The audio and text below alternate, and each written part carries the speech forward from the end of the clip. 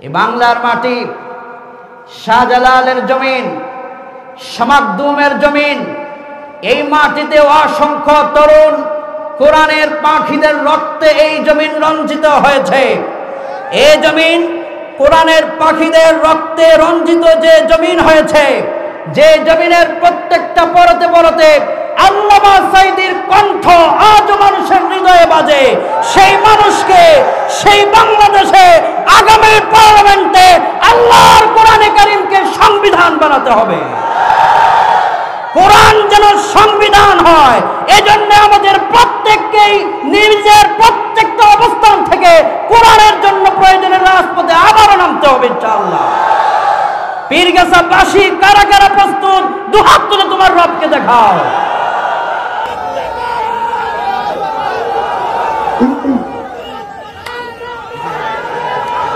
ইসলাম মানে অন্যরকম হৃদয় কাড়া আলো, ইসলাম মানে চেষ্টা করা হতে আরো ভালো, ইসলাম মানে মায় ভরা মধুর কোন ফুল, ইসলাম মানে জানা মাত্র ছেড়ে দেয়া ভুল। চারিদিকে শুনছি শুধু একটাই স্লোগান, ইসলাম ছিল, ইসলাম আছে, থাকবে ইসলাম। ইসলাম ইসলাম ইসলাম ইসলাম ইসলাম ইসলাম ইসলাম। এই বিজয়ের বীর মুজাহিদ সর্বপ্রথম যিনি বাংলার মাটিতে অবদান রেখেছেন, তিনি হচ্ছেন কোরআনের পাখি আল্লামা দেলওয়ার হোসেন সাঈদী। এই ফেসিবাদ স্বৈরাচারীদের বিরুদ্ধে সবচেয়ে বড় ভূমিকা যিনি রেখেছেন, তিনি হচ্ছেন কোরআনের পাখি আল্লামা সাঈদী রহমাতুল্লাহ। এরপরে বাংলার মাটিতে অসংখ্য বীর মুজাহিদেরা কথা বলেছে। আমার তরুণ ছাত্র জনতাদেরকে আমরা ধন্যবাদ জানাই। দিন শেষে এই ছোট্ট ছেলেগুলো আমাদেরকে সুন্দর একটি স্বাধীনতা এনে দিয়েছে। স্বাধীনতা যেহেতু এসেছে, এই স্বাধীনতা যেন ভারত আমাদের কাছ থেকে কেড়ে নিতে না পারে, সজাগ থাকতে হবে। আল্লাহ তুমি আমাদের বাংলাদেশকে কোরআনের আলোয় আলোকিত করো, কোনা আমিন। এই যে বাংলাদেশ স্বাধীন হলো 5 আগস্ট, এর আগে কোরআনে কারীমের কথা বলতে পারমিশন লাগতো। এখন সেই কোরআনের কথা বলতে কোনো পারমিশন লাগে না, ঠিক কিনা কর? কিন্তু আমি আলহামদুলিল্লাহ ওয়া হামদান কাসীরা বাংলার যে প্রান্তেই আমি গিয়েছি, যেখানে প্রশাসন বলছিল পারমিশন নেওয়ার জন্যে, কমিটিকে আমি বলছিলাম কোনো পারমিশন নেওয়ার প্রয়োজন নেই, ওরা যদি পারমিশন নাও দেয় তবুও মাহফিল চলবে, আমিও আসব। আল্লাহর কোরআনে বাধা দিবে যারা, আগামীর পথ চলায় জাতি তাদেরকে মাইনাস করে, এমন ভাবে তাদেরকে হাত বৃদ্ধাঙ্গুল দেখাবে যে তারা বাংলার মাটিতে তাদের অস্তিত্ব পর্যন্ত থাকবে না। 5 আগস্ট এটা প্রমাণ হয়েছে, যারা কোরআনের সাথে নাফরমানি করেছে, বেঈমানি করেছে, দিন শেষে তারা পিছনের রাস্তা দিয়ে পালাতে বাধ্য হয়েছে। আল্লাহ বললেন পথ একটা, সেটা হচ্ছে রসুলের পথ। সেই রসুলের পথে যেই নেতা থাকবে, ওই নেতার আগামী দিনের পথ চলা সুন্দর হবে। এই রসুলের পথ থেকে যারা দূরে সরে যাবে, তাদের জন্য জ্বলন্ত ভয়ঙ্কর অগ্নি রেখেছেন যিনি, তিনি কে? আল্লাহ বললেন তুহিব্বুনাল্লাহ ফাত্তাবিউনি, আমার রসুলকে তোমরা মানো, রসুলের আনুগত্যের কাছে তোমাদের মস্তককে নত করে দাও।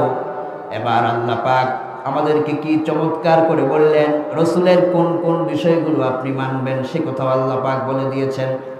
আল্লাহ পাক বললেন মা আতাকুমুর রাসূলু ফাখুযুহু ওয়া মা নাহাকুম আনহু ফান্তাহু। বিশ্বনবী তোমাদেরকে যা দিয়েছেন, চক্ষু বন্ধ করে সব তোমরা গ্রহণ করবে। বিশ্বনবী তোমাদেরকে যা থেকে নিষেধ করেছেন, চক্ষু বন্ধ করে তা থেকে বিরত থাকবে। এটার নাম হলো নবীজিকে অনুসরণ করে চলা। কোন সুবহানাল্লাহ। আল্লাহ পাক আরো তাফসীর করছেন ওয়া মা কানা লিমুমিনিন ওয়ালা মুমিনাতিন ইযা কাদাল্লাহু ورسوله أمرا أن يكون لهم الخيرة من أمرهم ومن يعص الله ورسوله فقد ضل ضلالا মুবিনা। আল্লাহ পাক বললেন, একজন ইমানদারের কাছে যখন একটা কথা চলে আসে যে আল্লাহ এটা বলেছেন, রাসূল এটা বলেছেন, আদেশ যার তিনি কে? আল্লাহর আদেশ এসেছে। আদেশ আসার পর মানুষের উপর কর্তব্য হলো সে যে রাসূলকে মানে, তার গ্রেট এক্সাম্পল হলো সে এটা বলবে যেহেতু কোরআনে এসেছে সেহেতু আমাকে মানতেই হবে, যদি কথা আমার 14 গোষ্ঠীর বিরুদ্ধে যায়। কোন ঠিক কিনা? কেননা বলেছেন যিনি, তিনি কে? মন দিয়ে কান খাড়া করে আল্লাহর কোরআনের তাফসীর শুনুন। কাকে বলে রাসূলকে মেনে চলা? ওয়ামা কানা লিমুমিনিন ওয়ালা মুমিনাতিন ইযা কাদাল্লাহ, আসমান থেকে আদেশ এসেছে যাহা, চক্ষু বন্ধ করে মেনে নিবে তাহা, তবেই তুমি রাসূলকে মেনেছ প্রমাণ হবে। আর যদি সুবিধা মতো তুমি মানো, মসজিদে গিয়েছ, নামাজে আল্লাহকে মেনেছ, ইমাম সাহেবের সালাম ফিরাবার পরে মুনাজাতে তুমি রাসূলের হাদিস মোতাবেক দোয়া করেছ, তুমি পড়েছ রব্বানা যালামনা আনফুসানা ওয়া ইল্লাম তাগফির লানা ওয়া তারহামনা লানাকুনান্না মিনাল খাসিরিন। দোয়া তুমি রাসূলের হাদিস মোতাবেক করেছ, সালামও তুমি রাসূলের হাদিস মোতাবেক করেছ, মসজিদ থেকে বেরিয়েছ তাও তুমি সুন্নাহ তরিকায় বেরিয়েছ, মসজিদের ভিতরে তুমি যেভাবে আল্লাহর কোরআন মোতাবেক চলেছ, রাসূলকে যদি মেনে থাকো সেইভাবে মসজিদের বাহিরেও আল্লাহর কোরআনকে তোমার 24 ঘন্টা মানা লাগবে। কোন ঠিক কিনা? যদি আমি সহজ করে বলি, ও জাতি, আল্লাহ পাক এটাই বুঝাচ্ছেন, আপনার সমাজ, আপনার পরিবার, আপনার গণভবন, আপনার পার্লামেন্ট, আপনার সেক্রেটারিয়েট, আপনার প্রতিটি রন্ধে রন্ধে আল্লাহ পাকের রাসূলকে অনুসরণ করার জন্য আল্লাহ পাক এখানে বলছেন শুধুমাত্র মসজিদে রাসূলকে মেনে চলে সেজদা করলেই হবে না, বরং মসজিদের বাহিরেও যখন তুমি যাবে, অফিসের ভিতরে ফাইল ঠেকাইয়া ঘুষ খাওয়াটাও তোমার জন্য যাবে না। কোন ঠিক কিনা? যখন তুমি মাঠে কাজ করতে যাবে সেখানেও তুমি তোমার রাসূলকে মানবে, অন্যের ক্ষেতের আইল ঠেলে নিজের জমি তুমি বাড়াবে না। তোমার জীবনের প্রতিটি অংশে তুমি রাসূলকে এমন ভাবে মানবে যেভাবে রাসূলকে সাহাবায়ে কেরাম মেনেছিলেন। কোন সুবহানাল্লাহ। এবার সাহাবায়ে কেরাম প্রিয় নবীকে কিভাবে মান্য করেছেন, চমৎকার, আপনি শুনলে অবাক হয়ে যাবেন। কাকে বলে মান্য? দুজন সাহাবা মদিনা মুনাওয়ারার বাজারে, তারা বাজার নিয়ে হাতে তাদের বাজারের ব্যাগ হেঁটে যাচ্ছেন। বিশ্বনবী সাল্লাল্লাহু আলাইহি ওয়াসাল্লাম মসজিদে নববীতে বসা। আপনারা যারা হজ করতে গিয়েছেন, মসজিদে নববী শরীফে আল্লাহর হাবিবের পবিত্র মিম্বার মুবারক, মা বাইনা বাইতি ওয়া মিম্বার রাউদাতুম মিন রিয়াজিল জান্নাহ, জান্নাতের যে বাগান, এই বাগানে আল্লাহর হাবিব সাহাবায়ে কেরামদেরকে নিয়ে আলোচনা করছেন, তিনি মালফুজাত দিচ্ছেন। এমন সময় মসজিদের ভিতরে অনেক সময় অনেকে মনের অজান্তে একটু কথা বলে ফেলে, এরকম হয় না? মনের অজান্তে দুজন সাহাবী মনের অজান্তে ওনারা কথা বলছিলেন। আল্লাহর হাবিব মসজিদের ভিতরে বসা সাহাবীদেরকে বললেন, হে আমার সাহাবীরা, চুপ থাকো, আমার কথা শ্রবণ করো। মসজিদের ভিতরে বসা যেই সাহাবী, ওনাদেরকে লক্ষ্য করে রাসূল বললেন, তোমরা চুপ থাকো, আমার কথাকে লক্ষ্য করো। কিন্তু এই আওয়াজ গিয়েছে নববী পেরিয়ে, নববীর চারিপাশের বাজারে চলন্ত রাস্তায় ওই দুই সাহাবী যারা হাতে বাজারের ব্যাগ নিয়ে যাচ্ছিলেন। আনুগত্য কাকে বলে, মান্য কাকে বলে? আমার ভাইয়েরা, বিশ্বনবীর মসজিদে নববীতে, নববীর ভিতরে সাহাবীদেরকে আল্লাহর হাবিব বললেন, চুপ থাকো। এই আওয়াজ বাজারের ভিতরে গিয়েছে, বাজারের মানুষগুলো তাদের বাজারের ব্যাগ টানা থেকে বিলম্ব হয়ে রসুলের কথা শোনা মাত্র এই বাজারের ভিতরে বাজারের ব্যাগ নিয়ে বসে গিয়েছে। সাহাবায়ে কেরাম রসুলের তালিম শেষ করে যখন বাজারের দিকে যাচ্ছেন, দেখছেন যে ওরা বসে আছে। জিজ্ঞেস করলেন, তোমরা এখানে বসে আছো কেন? বাজার করেছো, বাড়ি যাবে? ওরা বলছে, পয়গম্বর বলছেন একটু আগে চুপ, তাই আমরা চুপ হয়ে এখানে বসে আছি। তো লোকেরা বলছে, তোমাদেরকে তো বলে নাই, বলেছে মসজিদের ভিতরে বসা সাহাবীদেরকে, তোমাদের জন্য তো এই হুকুম নয়। দুই সাহাবী আবার আনুগত্যের প্রমাণ দিয়েছে। ওনারা বললেন, রে সাহাবীরা, আল্লাহ পাকের হাবিব বলেছেন চুপ। এবার তিনি মসজিদের ভিতরে বসা সাহাবীদেরকে বলেছেন নাকি বাহিরের সাহাবায়ে কেরামদেরকে বলেছেন?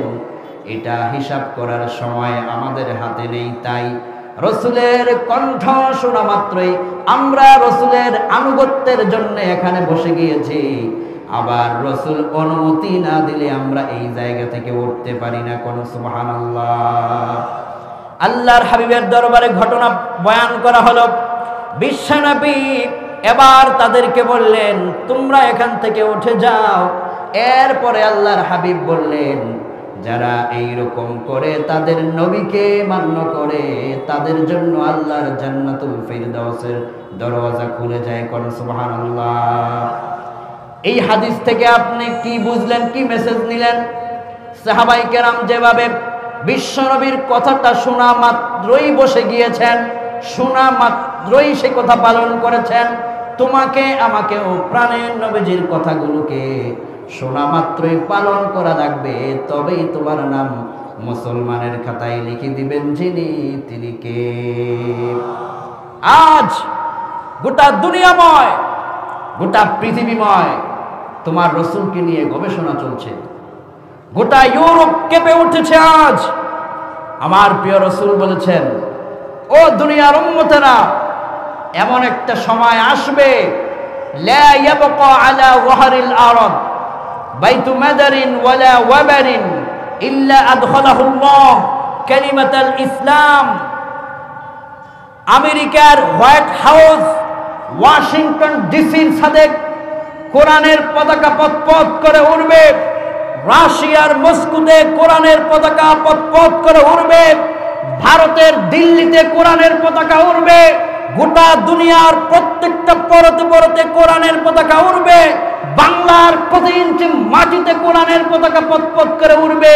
একথা ১৫০০ বছর আগে আমার রাসূল ভবিষ্যৎবাণী করেছেন। সেই ভবিষ্যৎবাণী নিয়ে আজকে গোটা দুনিয়া গবেষণা চলছে। লস অ্যাঞ্জেলস টাইমস রিপোর্ট করেছে, এই তথ্যকে তারা গবেষণা করে আমেরিকার বুকে ১,৫০,০০০ খ্রিস্টান তরুণ আল্লাহর কালেমা পড়ে মুসলমান হয়ে গিয়েছে। লন্ডনের খবর আমি আপনাদেরকে শোনাচ্ছি। লন্ডনের ভিতরে আমার রসুলকে নিয়ে গবেষণা চলছে। সেখানে আল্লাহর হাবিব বলেছিলেন, ফালিয়াগসিলহু সাবআ মাররাত উলাহুন্না বিত্তরাব। যদি তোমাদের কোনো পাত্রে কুকুর লালা ফেলে দেয়, ওই লালাকে তোমরা ফালিয়াগসিলহু সাবআ মাররাত উলাহুন্না বিত্তরাব, মাটি দিয়ে ঘষবা, এরপর ৭ বার পানি দিয়ে ধৌত করবা, তবেই তোমাদের পাত্রগুলো জীবাণুমুক্ত করে দিবেন যিনি, তিনি কে? বর্তমান দুনিয়ার বিজ্ঞান বলছে, এই আধুনিক বিজ্ঞানের সাথে মুহাম্মদ সাল্লাল্লাহু আলাইহি ওয়াসাল্লামের পুরনো তথ্য নাকি একেবারে অচল। নাউযুবিল্লাহ। রসুলের কোনো তথ্য কি পৃথিবীর কোনো এক সময় অচল হতে পারে? এই বিশ্বাস কি কোনো মুসলমান তো দূরের কথা মানুষও রাখতে পারে? কারণ রসুল যা বলেছেন সেটা তো তার কথা বলেননি, তিনি যা বলেছেন কার কথা? রব্বুল আলামিন বললেন, মা ইয়ানতিকু আনিল হাওয়া ইন হুয়া ইল্লা ওয়াহয়ুন ইউহা। আমার নবী নিজের নফস থেকে অনুসরণ করে একটি অক্ষর বলেন নাই। তিনি যা বলেছেন সব কার কথা? আল্লাহ পাকের কথাই তিনি বলেছেন। বিজ্ঞানীরা বলছেন যে আধুনিক যুগে ১৫০০ বছর আগে বলেছিলেন বৈজ্ঞানিক এই থিওরি, এখন এই আধুনিক যুগের সাথে এর কোনো মিল নাই, এই কথা নাকি অচল। রসুলের অনেক কথা অচল বলে অনেকেই চালিয়ে দেয়। যারা রসুলের কথাকে বিগত ১৭ বছর অচল বলেছিল, আজকে বাংলার মাটি থেকে তারাই অচল হয়ে গিয়েছে। রসুলের কথা কখনো অচল হয়নি, হবেও না, বলেন ঠিক কিনা?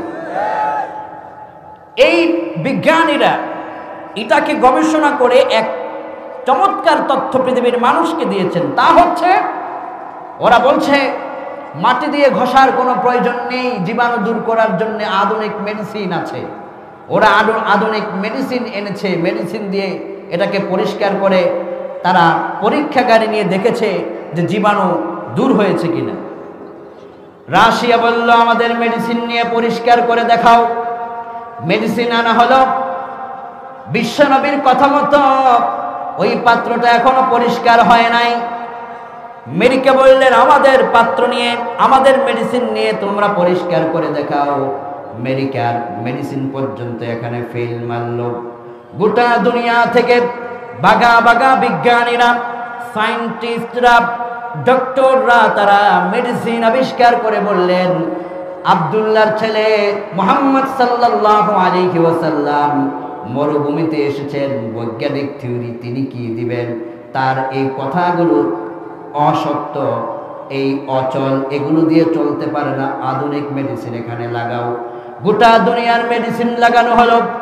এই পাত্রকে পরীক্ষাগারে নিয়ে পরীক্ষা করা হলো। পরীক্ষা করার পরে দেখা গেল সমস্ত পৃথিবী থেকে পাঠানো সমস্ত মেডিসিন দিয়ে পরীক্ষা করার পরেও ওই জায়গার ভিতরে পূর্বের মতো জীবাণু রয়ে গিয়েছে। বিজ্ঞানীরা অবাক হয়ে গেলেন, এত আধুনিক মেডিসিন দেওয়া হলো, এরপরেও পরিষ্কার হলো না কেন? এক বিজ্ঞানী বললেন আল্লাহ পাকের হাবিব বিশ্ব নবী জনাবে মুহাম্মদুর রাসূলুল্লাহ সাল্লাল্লাহু আলাইহি ওয়াসাল্লাম এটাকে পরিষ্কার করার জন্য যে বৈজ্ঞানিক থিওরি দিয়েছেন, ওই বৈজ্ঞানিক থিওরি এখানে তোমরা প্রয়োগ করো, হয়তোবা তার থিওরি সঠিক হয়ে যেতে পারে। বিজ্ঞানীরা এবার আমার প্রিয় নবীর থিওরিটা এখানে তারা প্রয়োগ করতে লাগলেন। দেখা গেল রসুলের কথা মতো ওটাকে মাটি দিয়ে ঘষা হলো, পানি দিয়ে ধৌত করা হলো। আল্লাহর হাবিবের কথা মতো, রসুলের কথা মতো জায়গাটা পরীক্ষা করে দেখা গেল ১৫০০ বছর আগে বিশ্ব নবীর ভবিষ্যৎবাণী মোতাবেক এই পাত্রটা পরিষ্কার হয়ে পবিত্র হয়ে রোগ জীবাণু সব দূর হয়ে গেল। লন্ডন বিজ্ঞানী তিনি বললেন ১৫০০ বছর আগে আরবের মরু প্রান্তে তিনি এসেছেন। ১৫০০ বছর আগে তিনি ভবিষ্যৎবাণী করেছেন। ১৫০০ বছর পরে তার ভবিষ্যৎবাণী বাস্তবে পরিণত হয়েছে। এখন এক সেকেন্ডে তার সমস্ত তথ্য আমাদের মেনে নেওয়া প্রয়োজন। ওই বিজ্ঞানী তার পুরা পরিবারকে নিয়ে তিনি লন্ডনের ভিতরে কালেমা পড়ে মুসলমান হয়ে গেলেন। লন্ডনে বিজ্ঞানী ঘোষণা করলেন লা ইলাহা ইল্লাল্লাহু মুহাম্মাদুর রাসূলুল্লাহ সাল্লাল্লাহু আলাইহি ওয়াসাল্লাম।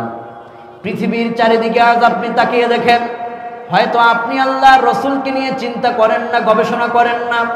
আপনার রসুলকে নিয়ে তামাম পৃথিবীতে আজ গবেষণা চলছে, আপনার রসুলকে নিয়ে তামাম পৃথিবীতে প্রতিযোগিতা চলছে। শুধুমাত্র তাই নয়, তামাম দুনিয়া আজ সাক্ষ্য দিচ্ছে আল্লাহর কোরআন পৃথিবীতে এমন সত্য, মহাসত্য রূপে প্রমাণ, দিন দিন কোরআনের সততা বেড়ে যাচ্ছে। সমস্ত বিজ্ঞানীরা তারা বলতে শুরু করেছেন আগামী ২০৫০ সালে গোটা দুনিয়ার সেরা ধর্ম হবে ইসলাম ধর্ম। কোন সুবহানাল্লাহ। সেই ধর্ম সেই কোরআন, সেই রাসূল খুশি না বেজার? এখানের এই তাওহীদি জনতার এই উপস্থিতি দেখে আমরা খুশি না বেজার? আপনারা খুশি, কিন্তু এক শ্রেণীর মানুষ কিন্তু আপনাদের উপস্থিতি দেখে খুব নারাজ। এরা কারা? কারা এরা? হ্যাঁ, এরা হচ্ছে তারা যারা ফেরাউনের মতো বলেছিল আনা রাব্বুকুমুল আলা, আমাদের মিশন 2040 সাল পর্যন্ত। ওরাই আজকে তাদের মুখ মলিন হয়েছে কোরআনের মাহফিলের উপস্থিতি দেখে। কোন ঠিক কিনা? ভারতের মাটি থেকে এক লেখিকা, নাস্তিক লেখিকা লিখেছে, এজন্য আল্লাহ রাসূল আমাদেরকে শিক্ষা দেয়, ফাত্তাবিউনি ইউহিব্বুকুমুল্লাহ, রাসূলকে তোমরা মান্য করো, তার বিধানকে বাস্তব জীবনে প্রয়োগ করার চেষ্টা করো। আল্লাহ পাক বললেন, রে দুনিয়ার মানুষেরা, রাসূলের আনুগত্যের সাথে তোমার জীবন যদি বাস্তবায়ন করো, মরার পরে তোমার এই জীবনটা, দুনিয়ার জীবন ফুরিয়ে গেলে আখিরাতের জীবন আছে না নাই? মরণ একদিন আমাদের হবে কি হবে না? হাত তোলেন, কে কে মরবেন না? ও আল্লাহ, সচেতন নাগরিক, মাশাআল্লাহ, আমরা তো একদিন মরব, এতে তো কোনো সন্দেহ নাই। এই যে আপনার জন্য বড় সুসংবাদ, যদি আপনি একটু কষ্ট করে আপনার রাসূলের আনুগত্যের কাছে আপনার মস্তক নত থাকে, সারপ্রাইজ আল্লাহ কোরআনে দিচ্ছেন। রব্বুল আলামিন বললেন, তিলকা হুদুদুল্লাহ ওয়া মান ইউতি'ইল্লাহা ওয়া রাসূলাহু ইউদখিলহু জান্নাতিন তাজরি মিন তাহতিহাল আনহার খালিদিনা ফিহা ওয়া যালিকাল ফাওজুল আযীম। তোমাদের জন্য একটা সীমারেখা আল্লাহ দিয়েছেন। ওই সীমারেখা হলো ইসলাম, ওই সীমারেখা হলো কোরআন, ওই সীমারেখা হলো রাসূলের আনুগত্য। যদি এটা চলে, মেনে তোমরা চলতে পারো, তাহলে তোমাদের জন্য সারপ্রাইজ হলো, যেদিন তোমরা মরে যাবে, দুনিয়ার মাটি থেকে নিশ্চিহ্ন হয়ে যাবে, তোমাদের ঘরের দরওয়াজায় আজরাইল নামক তোমার জান কেড়ে নেবার জন্য ফেরেশতা চলে আসবে। আল্লাহর কোরআনে বললেন, যদি তুমি রাসূলকে মেনে চলো, মৃত্যু যেদিন হয়ে যাবে, তোমার লাশটাকে কবরে রাখতে দেরি হবে, তুমি আল্লাহর জান্নাতে ঢুকতে দেরি হবে না। কোন সুবহানাল্লাহ। মরণ আমাদের একদিন হবে কি হবে না? এই দুনিয়ার এই গাড়ি, এই বাড়ি, এই সব কিছু ফেলে আমাদের ওখানে যেতে হবে যেখানে আপনার বাবা গিয়েছেন, দাদা গিয়েছেন, অনেক মানুষ সেখানে পড়ে আছেন, কোনো নাম নাই, নিশানা নাই, কোনো রাজনৈতিক পরিচয় নাই, কোনো ডিগ্রির পরিচয় নাই, সেখানে পরিচয় একটা, সবাই লাশ। কোন ঠিক কিনা? একদিন মাটির ভেতরে হবে ঘরে, মন আমার কেন বান্ধ দালান ঘর, রে মন আমার কেন বান্ধ দালান ঘর। প্রাণ পাখি উড়ে যাবে পিঞ্জর ছেড়ে, ধরাধামে সবই রবে, তুমি যাবে চলে। ঠিক কিনা? বলুন আমার সাথে, প্রাণ পাখি উড়ে যাবে পিঞ্জর ছেড়ে, ধরাধামে সবই রবে, ও তুমি যাবে চলে। ও তোমার বন্ধু বান্ধব যত, মাতা পিতা দ্বারা শত, তোমার বন্ধু বান্ধব যত, মাতা পিতা দ্বারা শত, সকলেই হবে তোমার পরে, মন আমার কেন বান্ধ দালান ঘর, রে মন আমার কেন বান্ধ দালান ঘর। একদিন মাটির ভেতরে হবে ঘরে, মন আমার কেন বান্ধ দালান ঘর, রে মন আমার কেন বান্ধ দালান ঘর। চিল্লা এখন ঠিক কিনা? পৃথিবীর সব মায়া হারিয়ে যাবে, হারিয়ে যাবে একদিন। পৃথিবীর সব মায়া হারিয়ে যাবে, হারিয়ে যাবে একদিন। পরাণ পাখি উড়ে যাবে, উড়ে যাবে যেই দিন, হারিয়ে যাবে একদিন। পৃথিবীর সব মায়া হারিয়ে যাবে, হারিয়ে যাবে একদিন। চিল্লা এখন ঠিক কিনা? সব হারিয়ে যাবে, আপনার সব কিছু মাটির সাথে মিশে যাবে বাবা। ক্ষমতার তাকাব্বুরি, টাকার গরম, ডিগ্রির উপাধি সেদিন সব নিশ্চিহ্ন হয়ে যাবে। সুন্দর চেহারা মাটির সাথে মিশে যাবে। তোমার স্ত্রী তোমাকে পর করবে, তোমার বন্ধু সেদিন তোমাকে গোসল করাবে। সবাই তোমাকে ধরে তোমার এলাকার কোনো একটি মসজিদের কিংবা কোনো একটি জানাজার মাঠে লাশ নিয়ে হাজির হবে। ইমাম অল্প সময়ে জানাজা পড়াবে, লোকেরা কান্দে করে লাশ তোমার কবরে নিয়ে যাবে। তোমার বন্ধু, আত্মীয় স্বজন সবাই সেদিন বুক ফেটে কান্না করবে। কেউ চাইলেও তোমাকে এক সেকেন্ডের জন্য রাখতে চাইলেও পারবে না। যত আপন যদি বলা হয় সে তোমার খুব বন্ধু ছিল, উড়ে নিয়ে তুমি একদিন কবরে সাথী হও থাকো, সেও তোমার সাথী হবে না। দিন শেষে এসেছি একা, যেতে হবেও একা। এজন্য দুনিয়ার এই তাকাব্বুরি অহংকার সব কিছু ফেলে রেখে রসুলের আনুগত্যের কাছে আসতে হবে। কোন ঠিক কিনা? সেই আনুগত্য দিয়ে তোমার ব্যক্তি, তোমার পরিবার, তোমার সমাজ, তোমার রাষ্ট্র, তোমার পার্লামেন্ট, তোমার জীবনের প্রতিটি পরতে পরতে সাজাতে পারলেই শান্তি এনে দিবেন যিনি, তিনি কে? আজকের এই প্রোগ্রামে অনেক মায়েরা এসছেন, অনেক বৃদ্ধ বাবারা এসছেন। আমি আমার কলিজা দিয়ে আপনাদেরকে ধন্যবাদ দিয়ে শেষ করতে পারবো না। নবীজির একজন সাহাবিয়া, মহিলা আনসারি সাহাবী, আহা, রসুলকে তারা কিভাবে মানতেন, কিভাবে ত্যাগ করতেন, শুনলে আপনার হৃদয় ঈমানকে জাগ্রত করবে। বিশ্বনবী একদিন জিহাদের ময়দানে গিয়েছেন। আপনারা কি আমার কথা শুনতেছেন? আপনাদের কি কষ্ট হচ্ছে? কষ্ট কার কার হচ্ছে না একটু হাত তুলুন। মাশাআল্লাহ, আল্লাহ তুমি কবুল করো বলি আমিন। রসুল জিহাদের ময়দানে, রসুল কোথায়? এই সামনের ভাইরা বলুন রসুল কোথায়? পিছনের ভাইরা বলুন রসুল কোথায়? তার মানে রসুল জিহাদের ময়দানে গিয়েছেন। রসুলকে যারা মেনে চলে, প্রয়োজনে তাদেরকেও জিহাদের ময়দানে যাওয়া লাগবে।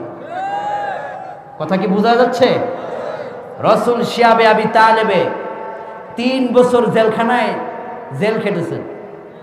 তার মানে রসুল জেল খেটেছেন, যারা রসুলকে মানতে চায় প্রয়োজনে ওরাও যদি জেলখানায় যেতে হয় তাও তাদেরকে যাওয়া লাগবে। তবুও রসুলের পথ থেকে তারা বিন্দু পরিমাণ সরে দাঁড়াবে না। কোন ঠিক কিনা? রসুল জিহাদের ময়দানে এমন সময় একজন মহিলা, আপনাদের মনোযোগ আমার দিকে আছে? মহিলা শুনেছে রসুল জিহাদের ময়দানে। আহারে মা, রসুলের প্রতি তাদের আনুগত্যের মস্তক কিভাবে নত ছিল। বিশ্বনবীর খবর শুনলেন। বিশ্বনবী জিহাদের ময়দানে। এমন সময় আল্লাহর হাবিবকে মহিলা কত ভালোবাসতেন। মহিলা যখন শুনলেন আল্লাহ পাকের হাবিব জিহাদের ময়দানে, মহিলা তার ঘরের ভিতরে যে দেখলেন তার উপযুক্ত একজন সন্তান, যুবক সন্তান তার ঘরের ভিতরে বসা। মহিলা বললেন, আমার কলিজার টুকরা সন্তান, তোমাকে অনেক কষ্ট করে আমি লালন পালন করেছি, তবে আজকের দিনে তোমাকে একটা সত্য কথা শোনায় দেই, আর তা হলো তুমি আমার কাছে যত আপন, তাম দুনিয়া আমার কাছে যত আপন, তার চাইতেও বেশি আপন একজন আছে, তিনি হলেন মানবতার বন্ধু নবী, বিশ্ব নবী জনাবে মুহাম্মাদুর রাসূলুল্লাহ সাল্লাল্লাহু আলাইহি ওয়াসাল্লাম। মহিলা বললেন, আমার কলিজার টুকরা সন্তান, আমি তোমাকে আদেশ দিচ্ছি মা হয়ে, এই মুহূর্তে 1 সেকেন্ডও বিলম্ব না করে আল্লাহর হাবিব জিহাদের ময়দানে যেখানে গিয়েছেন, জিহাদের ময়দানে তুমিও চলে যাও, প্রয়োজনে রাসূলের জন্য তোমার তাজা জীবনটা তুমি ঢেলে দাও। কোন সুবহানাল্লাহ। মায়ের আদেশ পেয়ে সন্তান 1 সেকেন্ডও বিলম্ব করলেন না, দৌড় আরম্ভ করলেন জিহাদের ময়দানের দিকে। এমন সময় যুবক সন্তান যখন ঘর থেকে বেরিয়ে গেলেন, মহিলা দেখতে পেলেন তার ঘরের ভিতরে তার প্রিয়তম, তার স্বামী তার ঘরের ভিতরে বসে আছেন।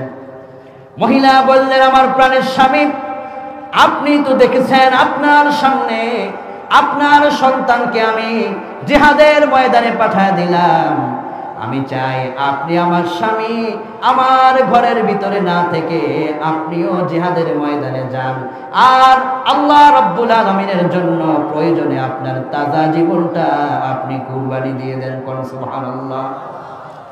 মহিলার কথা মতো ওই মহিলার স্বামী দৌড় আরম্ভ করলেন জিহাদের ময়দানের দিকে। রাসূলের প্রতি তাদের আনুগত্য কত বেশি ছিল। মহিলার সন্তান চলে গেল, তার স্বামী চলে গেল, মহিলা এবার ঘরের ভিতরে দেখলেন তার একজন উপযুক্ত যুবক ভাই ঘরের ভিতরে বসে আছে। মহিলা এবার ভাইয়ের কাছে গেলেন, বললেন, আমার কলিজার টুকরা ভাই, তুমি আমার বাড়িতে মেহমান হয়ে এসেছো, তেমন তোমার যত্ন করতে পারি নাই, তবে তোমার কাছে আমার একটা অনুরোধ হলো এই, আল্লাহর হাবিব রাহমাতুল লিল আলামিন নবীজি জিহাদের ময়দানে পড়ে আছে, আমি চাই আমার ভাই তোমার তরুণ তরুণ এই রক্ত রাসূলের জন্য কুরবান হয়ে যাক। আল্লাহু আকবার। মহিলার কথা মতো যুবক তার সন্তান জিহাদের ময়দানে চলে গেল, স্বামী চলে গেল, তার কলিজার টুকরা ভাই জিহাদের ময়দানে চলে গেল। এক পরিবার থেকে জিহাদের ময়দানে চলে গেল কয়জন? 3 জন চলে গেল। দিন শেষে যখন জিহাদের সময় যখন ঘনিয়ে, ওই মহিলা রাস্তার ধারে অপেক্ষায় আছে, জিহাদের ময়দানের যুদ্ধের খবর কি, ফলাফল কি হলো। সাহাবায়ে কেরাম